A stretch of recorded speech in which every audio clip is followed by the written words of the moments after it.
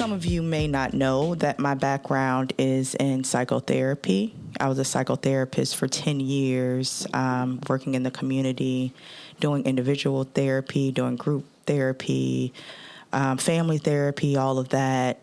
Have a master's in counseling psychology. So I have just a fascination with the mind and how the mind works. I think that I'll have a lifelong appreciation for anything that has to do with the mental health and physical health. Just two topics I just read at leisure. She's a nerd. I am. It's the best way to be. Keeps you out of trouble. Well, I wouldn't say Sometimes. all that. Yeah, I wouldn't say all of that. All right, but before we get started, Damion, I have a question for you. Ask away. You all are hearing Jada in the background growling. She's in one of those moods where she just doesn't want to be bothered. And Lyric and Bishop are just walking too close to her, so she's not having it today. But anyway, so my question. I'm not going to take credit for this question. I actually generated it using ChatGPT, one of my favorite tools. Those who know. But one of the questions that they gave me that I wanted to discuss with you today, Damion, was, and I need to think about this as well, but the question is, have you noticed any improvements in your self-esteem and self-confidence due to your relationship with your dogs? Yes. In what ways? I think your personality kind of forms depending on what type of dog owner you are. Meaning what kind of dogs you have. When we owned Kizzy, we were at a different stage of our lives. We approached things a little different, a little bit more of wanting to be part of a group. You know, it was important for us at that time. And what do you mean by that? Well, first, wait, before you get started, some listeners may be hearing about Kizzy for the first time. So Kizzy was our previous dog. She was a boxer. She passed away from lymphatic cancer at the age of 9 years old. She was much loved in our family. We refer to her quite a bit, but yeah, but that's who Kizzy was. So Kizzy the boxer. Mm-hmm. So when we purchased a boxer, we had small children. Right. We had small children, and that was the first dog they grew up with. You know, she was very socialized. She always liked to be around a group of people, a large group of people. She liked to kind of walk we'd have several house parties, and she would walk the party. Not only here in, you know, where we're at now, but also back home in Chicago. Oh, yeah. Everyone knew Kizzy. Everybody knew Kizzy. Everyone loved Kizzy. Mm-hmm. But you said back then we wanted to be more social. Yeah, we were more social, and she was too. Mm-hmm. You know, it kind of form into the personality of the dog that you own.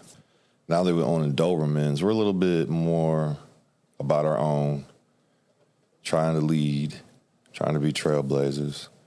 We always have been, but we've kind of owned it now. And I look at Dobermans as being that same. They don't really mix well with large groups. I mean, I guess they do a little bit, but they're still kind of to themselves. Mm-hmm. Like, you notice how we go to the dog park. They'll mess with the dogs here and there, but they kind of stick to each other. Mm-hmm. And off kind of doing their own thing. So how was your self-esteem and self-confidence different when you had Kizzy? Well, when we had Kizzy compared to having our 3 Dobermans now? You wanted to be accepted by everybody. You know, when we were coming up with Kizzy, it was like we wanted to do proper things as newly married folks, as parents of young children. Right. Is that what you're saying? That's the way I'm interpreting it. Well, not only that, but we just kept our circle big. and we wanted to be accepted by a lot of people. You know, we had the people in Chicago that we ran with a big circle. We wanted to came down here. We forced ourselves to form a big circle. It's quite a big circle down here in the beginning. And like I said, she was a very social dog. And, you know, we were very social as well, you know. And she was a very acceptable dog. Yeah. Having a boxer, and she was small. Mm-hmm. She was very docile. Just a cute, friendly, docile dog. And that worked. And I'm not saying necessarily that you learn it from the dog. You know, a lot of the ways that you are makes the dog who they are. Mm-hmm. But at the same time, it is something that you get comfortable with being, you know. And we always, for that 9 years that she was alive, we were very, very sociable. Then, you know, she died in 2019, in May of 2019. And then my mother passed away in September 2019. So it was a really tough year. And after that, I feel like we came back to home when we had just bought our house. We hadn't even been here a month, and my mother passed. So we came back home from the funeral, and we were just different people. Mm-hmm. And I just felt like that trip from Minnesota to picking up the dogs in Ohio was meant to be. Mm-hmm. And it was a decision that we made the day before that we picked them up, and we came back different people.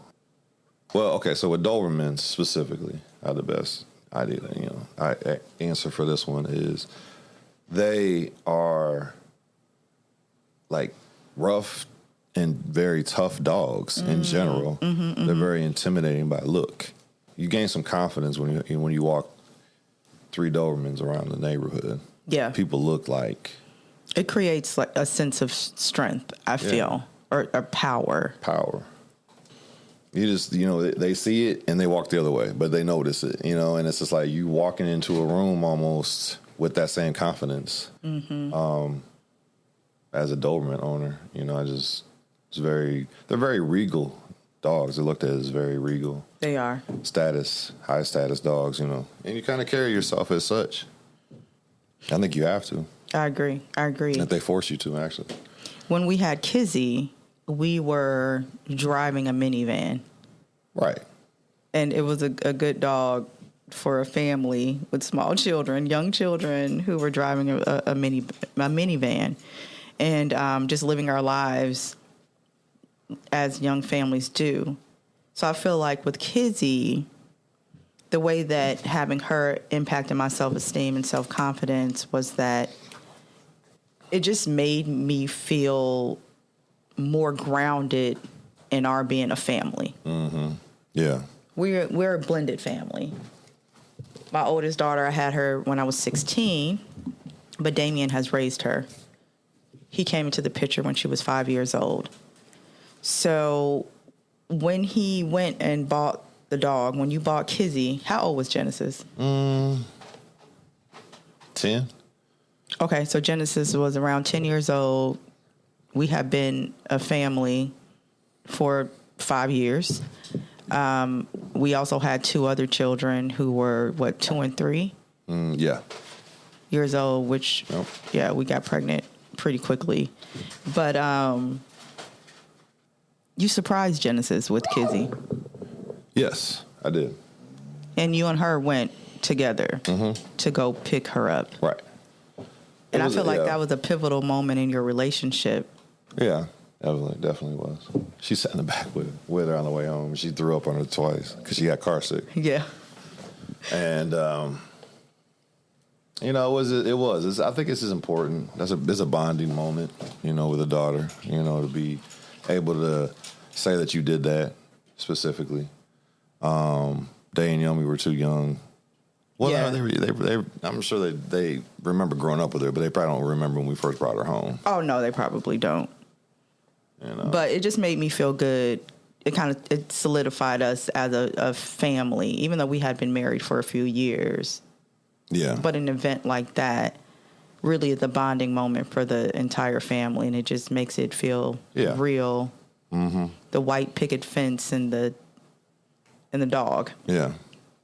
Sometimes pets will get a human through a very stressful point in their lives too.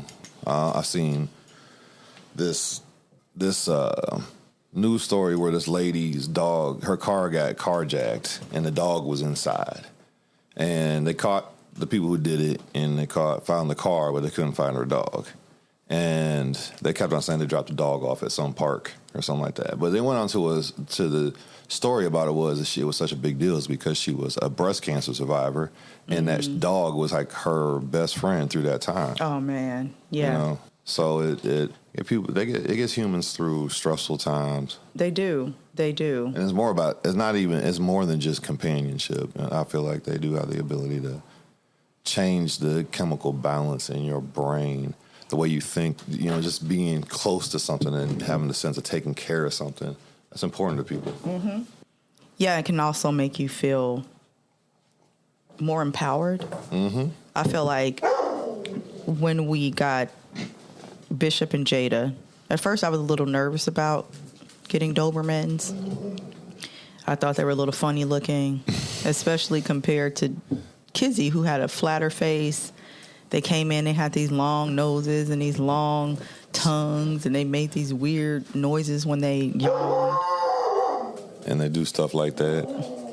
Right. Kizzy never growled or anything. They were growling when they were puppies. They were a trip. But it just reminded me of Khaleesi with the dragons as I got to know them just over time and having command of them and knowing how to, as I was saying, just control them. Right. And having such primal, like, beast, even though they're domesticated, but loving me in that way, I feel like it definitely made me feel more confident. Now that when you travel and I'm at home by myself, I don't feel as nervous because I know for a fact that these dogs would die for me and they're going to protect us in our home.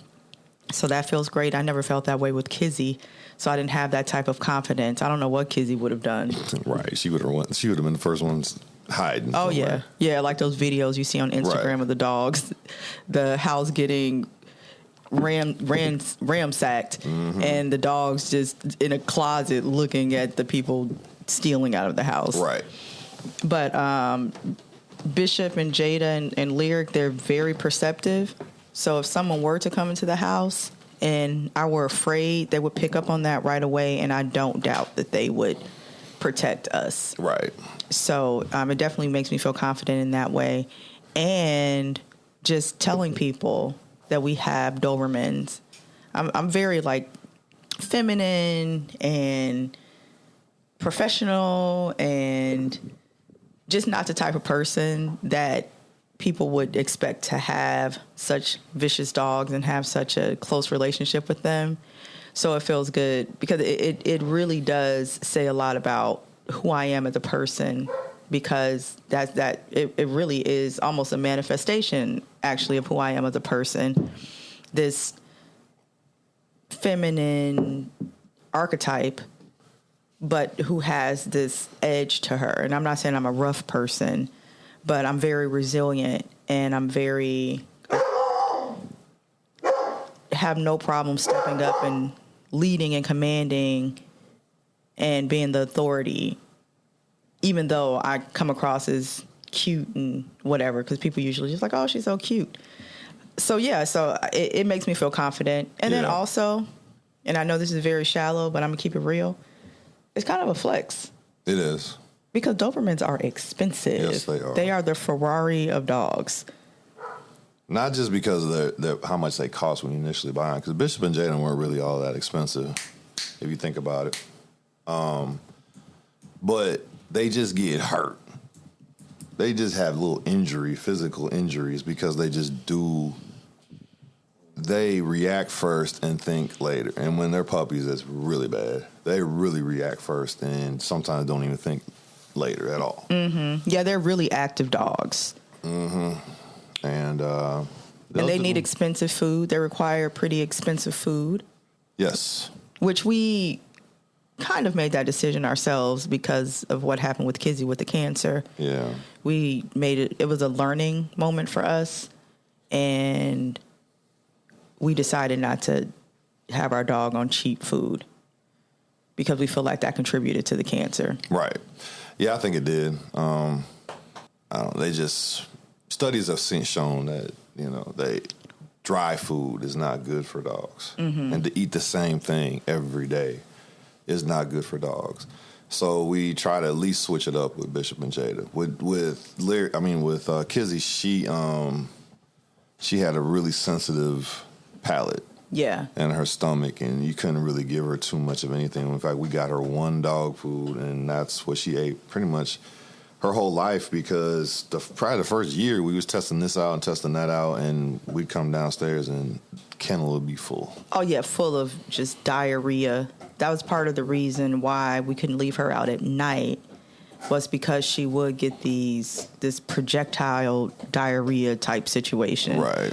But yeah, she would be splashing around, or we would smell it as soon as it happened. It would wake us up out of our sleep, and we would have to clean all of that up before we left out for work, and it was a nightmare. So we made a conscious effort to not switch up her food. Yeah. But anyway, yeah. So let's get into the chapter. Let's do it. And for this episode, I will be referring to a book entitled The Genius of Dogs, How Dogs Are Smarter Than You Think, by Brian Hare and Vanessa Woods. This is another gem that I found at one of my favorite places, the Book Nook, even though their books are kind of overpriced. But I love it nonetheless. You find a lot of interesting reads there. I'm going to read from a chapter. It's just a section of a chapter. The chapter is For the Love of Dog. And I'm going to pull out parts that I think are interesting and that you all would want to hear about. Like the caricature of the old cat lady, our obsession with dogs has spawned its own caricature. Dog people speak to their dogs like children, dress them in ridiculous clothes, and leave them large sums of money in their wills. Their dogs are their best friends because no one else will volunteer. However, the profile of an ordinary dog owner is not some sad, lonely person looking to make a human connection and coming up short. In contrast, people who own pets tend to be more extroverted, less lonely, and have higher self-esteem than people who do not own pets. Far from seeing their pets replacing key relationships, pet owners are just as close to best friends, parents, and siblings as non-owners. Pets are an extra form of social support, not a replacement. One hormone that seems to be particularly affected in our relationship with our dogs is oxytocin. Oxytocin is transmitted from the brain directly into the bloodstream along nerve fibers to the nervous system. Sometimes called the hug hormone, oxytocin is what makes you feel good when you are touched by a loved one, get a massage, or enjoy a good meal. In a study from Japan, people whose dogs gazed at them for a longer period of time showed a higher increase in oxytocin than people whose dogs gazed at them for a short amount of time. Not only that, but people with dogs who looked at them longer reported being happier with their dogs than those whose dogs did not look at them for as long. In another study, people were brought into a room that was empty except for 2 tables and chairs. They sat on a rug on the floor with their dogs and had their blood drawn by a nurse. For the next 30 minutes, the owner's attention was completely focused on their dogs. They talked softly to their dogs, stroked them gently, and scratched their body and behind their ears. Their blood was drawn after 30 minutes. People's blood pressure decreased, and they experienced an increase in oxytocin, as well as in a whole range of hormones, including beta endorphins, which are associated with euphoria and pain relief, prolactin, which promotes bonding and is associated with parenting behavior, phenethylamine, which tends to increase when people find a romantic partner, and dopamine, which increases pleasurable sensations. Interesting. What was that chemical that's in people that you said that they increases when you get like a hug chemical or a hug hormone or something. Oxytocin. Probably why Dobermans are the way they are. They're probably full of that oxytocin. Yeah. Velcro dogs. Yeah, probably. And they go on later in the chapter to discuss that as well. But how their hormones increase, oxytocin in dogs increases when they're close to their owner, or their cortisol levels go down, rather. I'm not sure if it's oxytocin. I would have to read that. But their cortisol levels go down. And, so it's a symbiotic relationship. It's mutually beneficial, and it is biologically proven to improve not only your mental health, but your physical health. How do you feel that getting Jada and Bishop help you through that really difficult time of grief right after your mother died? Because we picked them up on the way from after the funeral. Yep. It filled a void. We were talking about, buying another dog, later on. But we never really established a date or a time or a month or 6 months or whatever. And we never said anything like that. We just knew we were going to own another dog. We just didn't know when.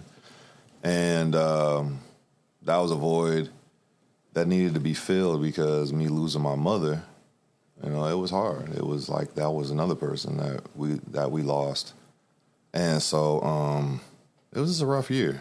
I just needed to kind of go into the feeling of that dogs make you feel, how puppies make a person feel. It's like there is an endorphin that's released. How do you feel? How do puppies make you feel? Just excited, especially in the morning when you wake up, when they wake up and you got to go downstairs and let them outside. And they're just crazy. And these dogs are crazy.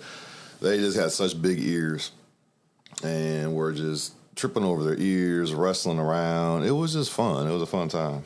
It did. It was fun. We spend a lot of time just watching them. And I remember that there was a lot of laughing, a lot of laughter that was happening, just observing the dynamic between Bishop and Jada, how Jada would just beat up Bishop. He just would let her beat him up, really.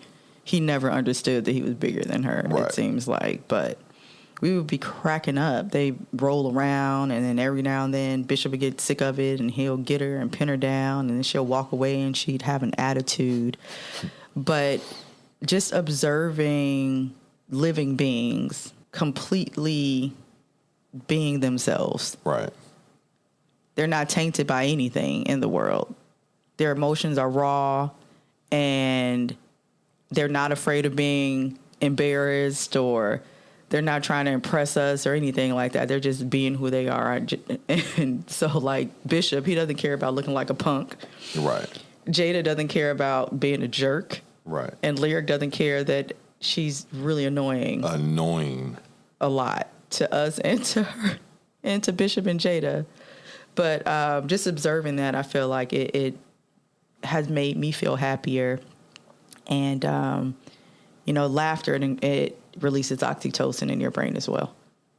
Yeah. It's people don't understand that the chemical in your brain is what makes you feel the way you do. You think about it, you just feel a certain way. You feel sad, you feel happy, you feel whatever. And there's a lot of reasons why those chemicals are released in your brain, and being able to have a new dog in the house, new pet in the house, you bring in a new energy into the house, is going to cause those chemicals in your brain to be released. And that's why you feel the way you feel. It's interesting. It's really interesting. You're engineering opportunities for happiness. You're setting yourself up for that. Right. By having dogs. Yeah, definitely. Because no matter what's going on in life, they're going to be who they are. And really, they got it all right. Right. They get it. They get what's important. And so you could be having a bad day at work or whatever, and they're just having their dog day. Right. Being goofy or being silly or just being just dorks or whatever. And yeah, that totally feels good. Yeah, it does. It was funny because, like when you go to work, like you say, go to work and have a bad day or something like that, and you think back like, what am my dog doing? Some people have Ring bell cameras in their house to see what their dogs are doing. Dog be probably on his third, fourth nap. Who doesn't want to be a dog and sit down to go into work? You get to eat. You don't have to pay for nothing. You sleep all day, 4 or 5 naps a day. Yeah. You relaxed. You no care in the world at all. And we make sure they have a good life and they're having a good time. Mm-hmm. And it's just another way to spread positive energy through having positive relationships with our dogs. Exactly. I also liked how having dogs, I feel, has impacted our children mentally over the years, psychologically. One of our daughters, our middle daughter, she's always had social issues. And having a dog, she at least had something to play with or think about or take care of. And I feel like that was positively impactful for her. I feel like it facilitated a sense of empathy, mm-hmm.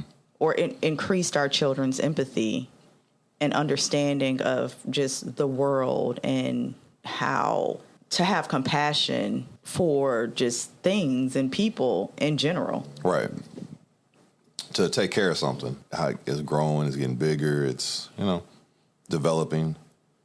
And you have kids who have social issues, like our daughter, and to be able to come home to something that doesn't judge you for who you are. They just want to see you. That's it. Yeah. And all 3 girls have different relationships. For those who are first-time listeners, we have a 17-year-old, 18-year-old, and 25-year-old, all girls. Yes. But they all have their own unique relationship with the dogs and interactions. Daniel's interactions with them are a little bit more than Genesis, because Genesis, she was in college, right? Yeah. 2019. She was in college, so she wasn't around quite a bit. But she was pretty close with Kizzy. Mm-hmm. Yep. When Kizzy died, it was a bad day. She drove home from school. She was at UGA. And we were in a city, maybe about, not quite Atlanta, but right on the outskirts. About a 45-minute drive, right? Right. Maybe longer? Hour? 30? Yeah, it's about, this is just short of an hour. Yeah. Mm-hmm. And she came out there and she was just completely just hysterical about what was happening. But even when we haven't been able to be there for them, they always had something around looking out for them. I'm sure if they were to be vulnerable, they would tell us stories of being in their rooms with the dog laying there crying about a boy or whatever. But it's really healthy. Just from personal experience, I completely agree with what the scientists have to say. Mm-hmm. So that's what people who aren't dog lovers or dog lovers don't understand when they come around and they're not being kind to your dog or just being irritated with your dog. They don't understand the deep emotional bond that dog lovers have with their animals. It's something that just, it can't be articulated. Right. Yeah. And it's almost as upsetting as somebody messing with your kid. Right. And I'm not putting it on the same level, but it is triggering. If you run up to one of my dogs and you kick my dog, that's going to be a problem. It's going to be a big problem. It's going to be a huge problem. But yeah, I feel like it helped me a lot with, I have a tendency towards being a little melancholy, a little down, a little depressed sometimes, and then also struggle with anxiety for many years. And there were days that I would sit on the front porch and Kizzy would lay next to me and keep me company and calm me down. There were days where I wasn't having a good day and one of the dogs is just following me around the whole day, almost protecting me from some unknown threat because they're like picking up on that hormone that's coming out, that cortisol, that stress hormone. And they're right beside me trying to make sure I'm straight. Right, because they catch it. They feel it. They feel it. They said that, I don't know where I read this at, but they were saying that Dobermans were the first dogs that were proven to care for humans the way they do, and were used as seeing eye dogs. I think even before German Shepherds were. Yeah, just due to their ability to connect and just be empathetic. Really. Yep. Oh. I remember there was this video on Instagram of this guy. He had injured himself. I might have sent it to you. He broke his leg or something, and his dog started limping around as if he had broke his leg. Yeah, I remember that. And the family... Oh, actually, that might have been on a show we were watching. I think it's called The Communication of Animals or something that's on Netflix. Yeah, I remember that. It's a docuseries. But the dog was limping around, and the family genuinely thought something was wrong with the dog. Took him to the vet. The vet is like, nothing's wrong with the dog. Then they started to observe his behavior and noticed that he only limped when he was with the dad who had the broken leg. But when he was with everyone else, he was just sprinting about and clearly not injured. But it's just like that empathy, that deep connection that they have with their people. And you can't help but to feel that type of energy on a deep level. Right. Like that non-communicated compassion. And really it is communicated. It's not communicated in words, but there is a compassion there. Right. That's something I feel like I have to explain a lot to family members who don't have connections like that, not just with dogs, but with animals in general. They seem to think that they're just this bundle of nerves and just electrical impulses and teeth, and they run around and they don't have any thoughts. They don't have any feelings. They're not motivated by anything but food. And those type of people are very critical of dog lovers, but they don't see or understand those underlying benefits of having them and how there's literally something happening or literally something occurring on a chemical, biological level that is connecting you with the animal. Right. Because dog owners dog owners, period, they see another dog or another person walking their dog, and there's a respect. It is. It's an understanding. I smile. It just makes me smile right. to see people loving and connecting with their dogs. Living in a city. I've never lived on a farm or anything like that, but I'm sure our listeners who have worked with farm animals and cows and ducks and sheep or whatever, they can share stories as well of having connections with certain sheep. Oh, yeah. In the flock, or a particular cow that they have a strong affinity towards. Yeah, definitely. Just like when a person sees a person sees another person walking their dog and you cross paths. There's nothing more special than to know if you can approach the dog friendly or I'm leaving that dog alone. Yeah.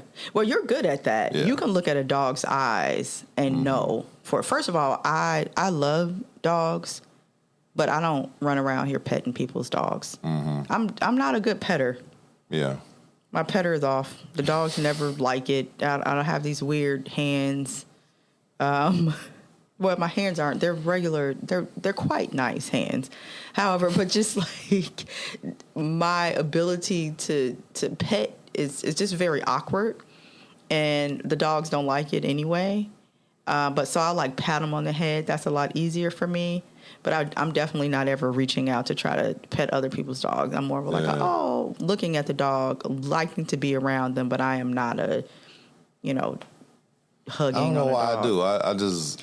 You do. Yeah. You will walk up to a dog and you pet them and you feel very comfortable. Yeah. But you grew up with dogs your whole life. Oh yeah, definitely. But what did the dog do that lets you know? They let off an energy. Okay. Just don't approach me, even if it's silent.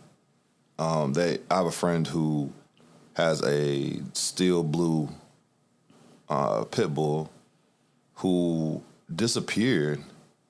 They thought it was stolen or something like that. And they caught back up with it like 2 years later. Yeah, the shelter called them, like, because it was chipped. Yeah, they're like, hey, we have your dog here. And they went to pick up that dog, and they were just basically like, the dog was never really the same, you know?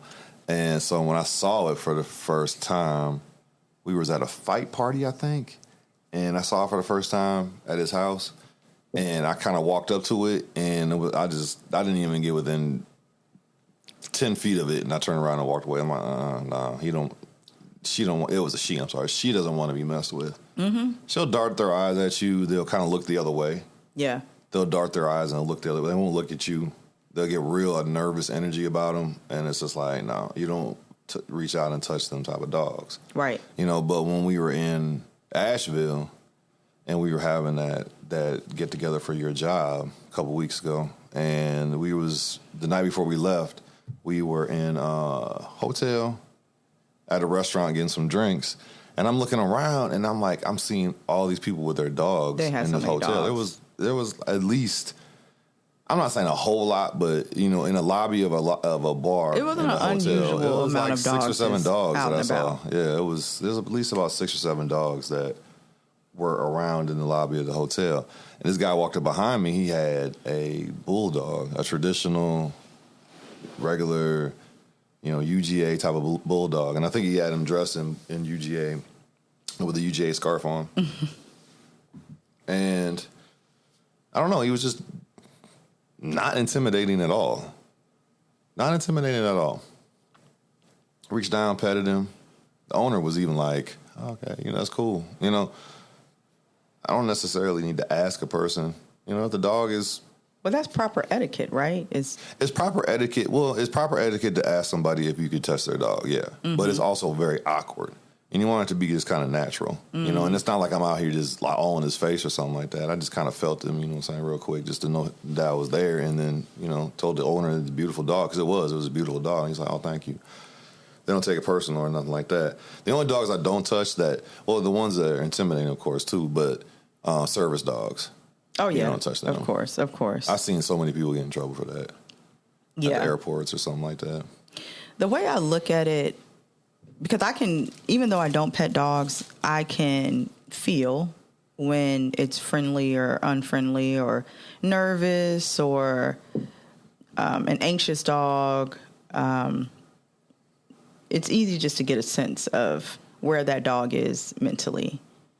And in my opinion, observing that and not judging it and seeing it as a boundary that the dog is setting and respecting that is the best way to approach how you interact with a dog. There are some dogs that really want to be petted and they want to be near you, and I don't mind those kind of dogs. But if you are petting a dog that will have increased stress hormones when you pet it, that's not good for the dog. Right. It's not respectful of their boundaries for whatever reason that they're that way. It doesn't matter. Right.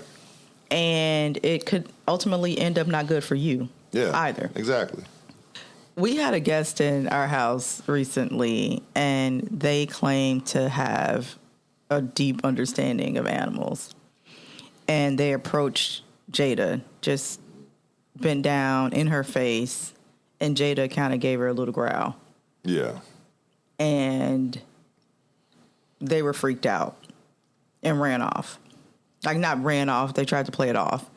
But it was clear that, first of all, you're not being intuitive when interacting with this animal, because all people know you're not just supposed to, especially animal lovers, you just don't approach a dog in that way.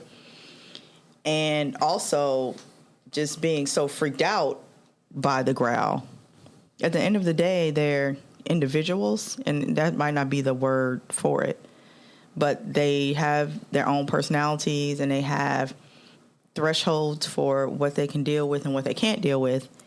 And our job and responsibility as humans interacting with them is to constantly, it's to be aware of that and not to look at it as, oh, this is a good dog or this is a bad dog because they're allowing me. It's very narcissistic to consider a dog a good dog because it likes you. Yeah. And they didn't say that Jada was a bad dog, but it's just, just not understanding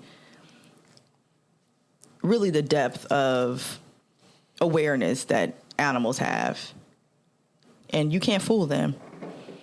You can tell us, oh, well, I know so much about dogs, but the dogs are, all they know is just energy. And the way they approach Jada, it made me question. Not only that, but Jada's is very introverted. She doesn't like a whole lot of new people. Mm-hmm.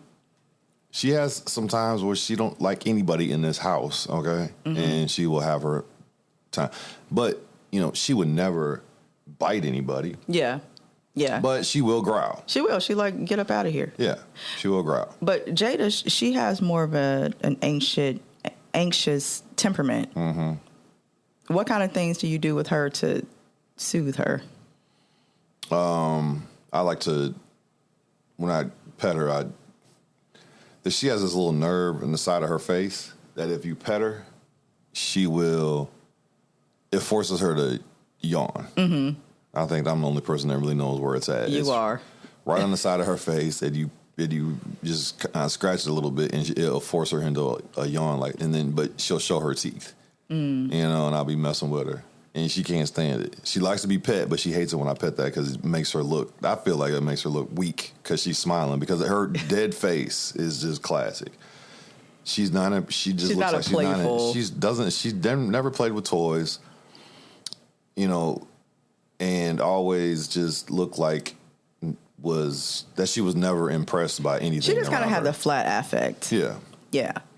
But when there are loud noises such as fireworks or lightning. I mean, not lightning. Rainstorms. Thunder. Mm-hmm. You can't hear lightning. Thunder. We basically have to cuddle with her. Right. And she goes straight to you because she knows I'm not the one. Right. That's not quite my thing. She hears it coming before it gets here. Yeah. She can tell the weather's about to change. And she'll start getting she's underfoot. Anxious. Underfoot. Mm-hmm. Now with Bishop just likes to be nearby. And that's the way that we keep his stress down. Right. He doesn't like to go outside a whole lot unless we're out there.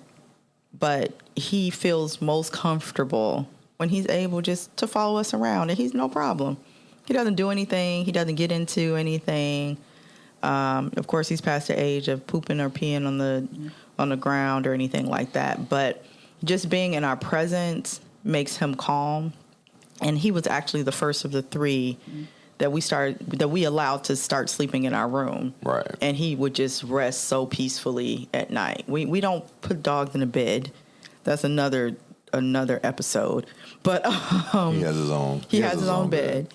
And he just loves being in our presence. Now, Lyric, what would you say calms Lyric down? Any article of clothing that she can chew on and destroy. I don't think that makes her calm. There ain't too much that really can calm her down. Yeah. Yet. Yeah, I can't really pinpoint she's anything. She's either on either. 0 in sleep or she's on 10 and she's awake. Yeah. That's it. There's no middle of the fence with her. She's 0 to 10. Just like right now, she's under this table, asleep. Well, you know what? It could be a matter of 15 seconds she wakes up and she's going to be running around here just getting into stuff. Right, but so that's what I was just thinking. For her, what soothes her and makes her feel good is to be played with, to be wrestled with, to have a lot of attention. She doesn't really take no for an answer. When she wants to be petted or hugged or whatever, she's going to come right up on you and just lean, put her paws out and stretch out. We're trying to stop her from doing that. And basically her paws are on your shoulder and she pushes you back and lays flat on top of you. But it makes her feel really good. And also that physical contact, that feels good. That feels good for me too. Yeah. Even though I don't like a lot of I'm not really a big fan of dogs laying all over me or on furniture funny. or anything like that. But yeah, it's a mutual relationship, and people need to have an appreciation for that, an understanding of it, and approach it as such. It's symbiotic. The dog is not just there for you. You're there for the dog as well. You're going to experience chemical changes in your brain, and so is your dog. And that's why it's so important to honor and value that relationship. So, I feel like it was time to wrap it up.